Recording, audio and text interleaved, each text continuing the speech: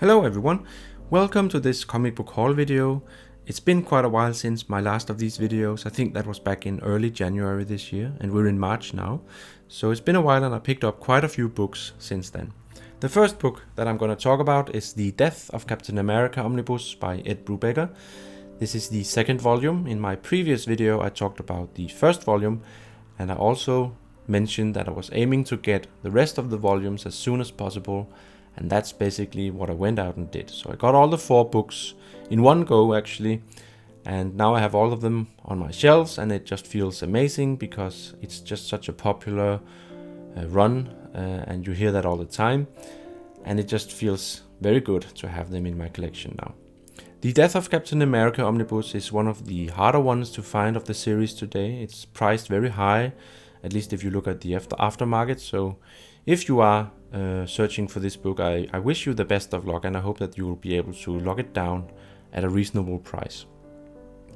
It's actually a very thin omnibus. It's only 464 pages. I don't know how well you can tell from this angle. It came out in 2009, and I'm just gonna take off the dust jacket now so you can see what it looks like underneath. And here we go. It's basically very simple, and it looks like volume 1 actually. So you have this bluish leather material going on the front here, and then you have the silver lettering also. And if we take the dust jacket again, we can also just see what's on the inside. It basically collects Captain America issues 25 to 42, and that's it. So that also explains why the book itself is relatively thin. It's almost the same size as some of my oversized hardcover books. Anyways, if we open it up and have a look on the inside here, it's similar to volume 1. So you have the same very dark and atmospheric art style going on, almost with this noir feel to it. It's very realistic and authentic and modern, of course, and it really appeals to me in many ways. I'm a big fan of this kind of art style here. I just find it beautiful in many different ways. And again, it's very atmospheric. I think it really sets a tone that you can almost sense emitting out from these pages here. So yeah, big fan of that. I haven't read it yet, so I'm just looking very much forward to it because again, we hear all these positive things about this entire Brubaker run here on Captain America. So that's basically it, guys. That's probably all that I wanted to show you in terms of this book here. I'm also just briefly gonna go over the rest of the volumes in this series in a moment now, and then we'll just take it from there. So yeah, Death of Captain America Omnibus made it into my collection. Very proud owner of it today. It feels very good to have secured this book, and now I can move on to hunting down other whales, of course, but yeah, very happy right now.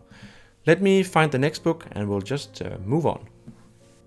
Alright, and as I said, I'm just very briefly gonna go over the remaining volumes of the Captain America run by Ed Brubaker. This is the third volume called Captain America Lives. It has this very beautiful cover here on the front here. If we look underneath it, we have this black book instead of a blue book, but it still has this leather finish to it and the silver lettering here. And this is a bit thicker than Death of Captain America, so it's 560 pages. It came out in 2011. If we turn it to the back here, you can see that it collects Captain America issues 43 to 50, and then 600 and 601, and then Reborn issues 1 to 6, and the Reborn prologue. So that's basically it. In terms of the art style and everything like that, well, again, it's basically the same as with the previous volumes. So a very dark tone going on here, very atmospheric and very serious and realistic and everything. And I'm, again, a big fan of this style of artwork here. Alright, let me just find the next volume in the series and we'll move on. Alright, so the next book up is The Trial of Captain America. This is the 4th volume of the Brubaker run on Captain America. It's a bit thicker than the other 2 books. It's 928 pages. It came out in 2014. And as you can see, it's actually still in its sealed condition here. And I'm not going to unseal it just for the sake of this video, because I do prefer having it in this condition until the time actually comes when I'm going to sit down and read it. But I can turn it around and we can go over the contents of the book. It basically collects Captain America Who Will Wield the Shield issue 1, Captain America issues 602 to 619, and then 615.1, Steve Rogers Super Soldier issues 1 to 4, and Captain America 2011 issues 1 to 10. So yeah, it's very rich on content, I must say.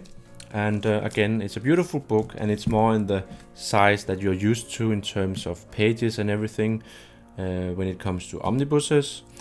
And yeah, and I think I'll just dig up the last book of the run, so just give me 2 seconds. And finally we have Captain America Return of the Winter Soldier by Brubaker. This is the 5th and final volume of the series. It's 752 pages. It came out last year in 2015. As you can see, it's still also sealed now. I'm gonna leave it like this for now until I'm gonna read it. But I can turn it around and then we can just very quickly go over the contents.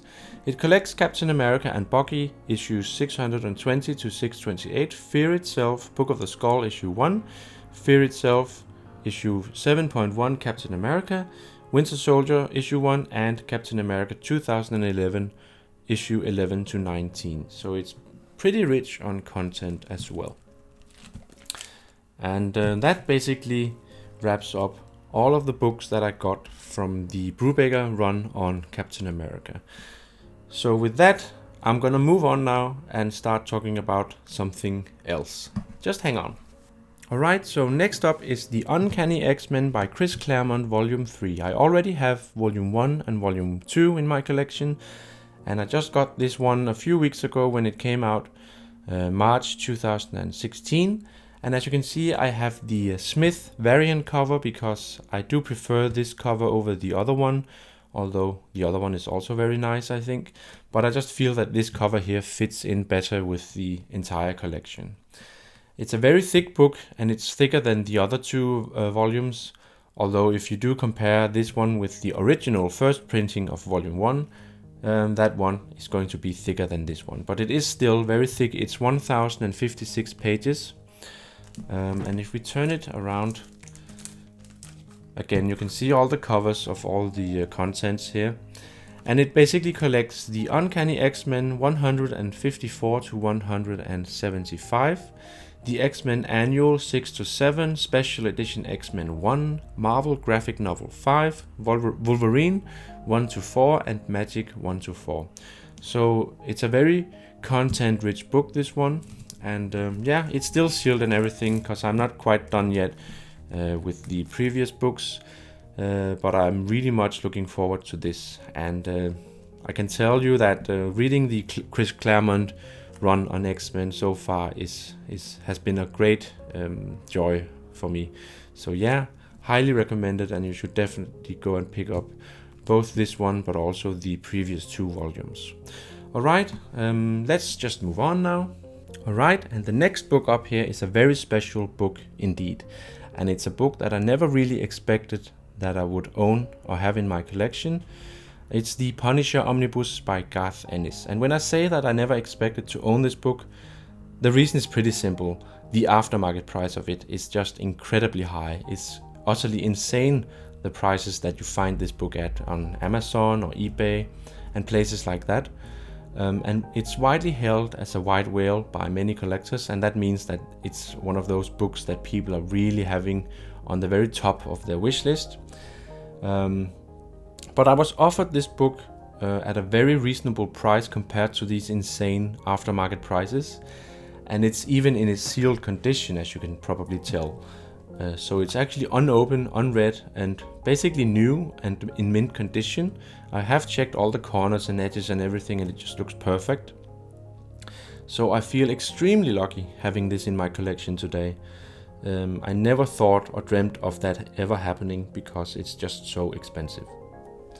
I'm not gonna unseal it, of course, for the sake of this video, because I do, as I've said many times before, prefer having them in their sealed condition until the time actually comes when I'm going to sit down and read it. And in this case, it's going to be even more difficult to unseal it because it's just so incredibly rare to find it in this condition. So from a pure collecting standpoint, there are many reasons to not unseal it ever, but I think I'm not really that kind of guy. I do want to read it and enjoy it. That's what it's made for, and that's what it's supposed to be used for. So eventually I am going to unseal it and have a read, and then maybe I'll do a review and show you the insides of it. Anyways, it's 1136 pages long. It came out, I think, in 2008, and if we turn it around, it collects Punisher 2000, issues 1 to 12, Punisher Kills the Marvel Universe, Marvel Knights Double Shot issue 1, and Punisher 2001 issues 1 to 7 and 13 to 37. And then here you have all the covers representing all the content.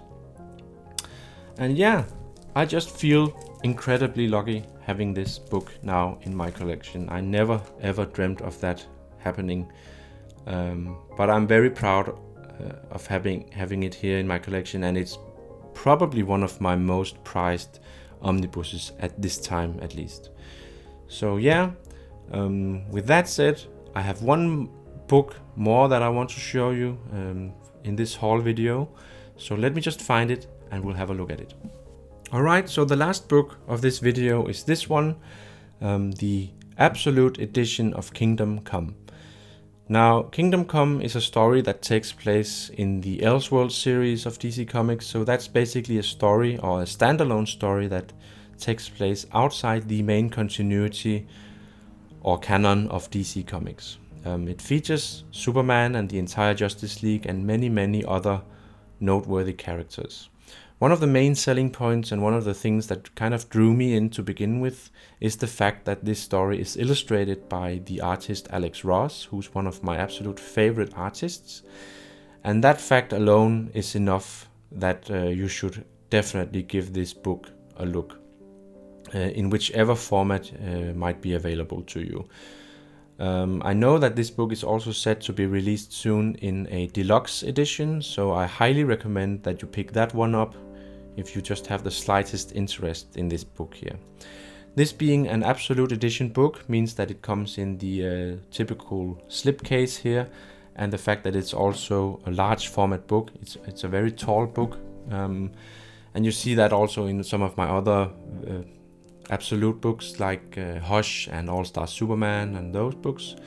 So they are all in the same size scale basically. On the back we have more of the same image here, and we can just get the book out here like that, get rid of the slipcase, and here you basically have the book. It has this leather-like finish and gilded lettering, and then also this beautiful illustration on the very middle here. And if you open it up, you are immediately met by this very beautiful artwork by Alex Ross. And it basically starts off like this, and it's actually divided into chapters, and as you can see here, each chapter is actually started out by this kind of page here with a character roster.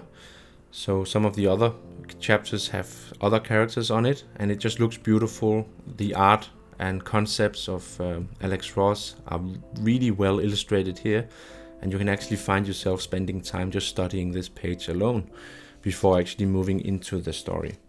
But then it just takes off basically, and you have his unique art style going on from the very beginning, and it just looks so beautiful. He has this painting style here that looks amazing. I think it's almost reminiscent of some of your classical artists, even outside of the comic world, comic book industry really. And as you can see here, he uses light and shadows in a very appealing and intriguing way, I think. And his artwork just really lifts the entire story to a whole new level, I think. I'm just gonna show you a few more pages, and then that'll more or less be it. Now, Kingdom Come really introduces many of your favorite characters. Basically, you have all of them more or less: Bruce Wayne, Superman, Lex Luthor, everyone is basically part of this story here. So it's kind of a tour through the entire DC universe, more or less. So yeah, I can really recommend that you give this story here a look if you haven't already. I know that DC are going to release a deluxe edition of Kingdom Come this year, I think. So I highly recommend that you maybe consider that version of the book if the Absolute is too expensive for you. In any case, you get a lot of value for the money here, I would say. It's 340 pages long, so a lot of the pages in the back here contains concept art and sketches and biographies and stuff like that. And it's pretty fun to actually also go through those pages and just get the extra bonus material also. There's lots of it in any case. I think this book, the Absolute edition of Kingdom Come, came out in 2012. And yeah, it's a beautiful, beautiful book. And it's a great way of using the Absolute format, which is more or less DC Comics' most exclusive comic book format that they currently release. Anyways, guys, I think that basically wraps up this video here. I showed you all of the books that I picked up ever since January this year. I hope you enjoyed watching this video. It was great fun to make it, at least. And of course, leave me a comment or any questions you might have in the section below. And do remember to like and subscribe and everything. Thanks a lot for watching, guys. I hope it was enjoyable, and I'll see you guys in my next video.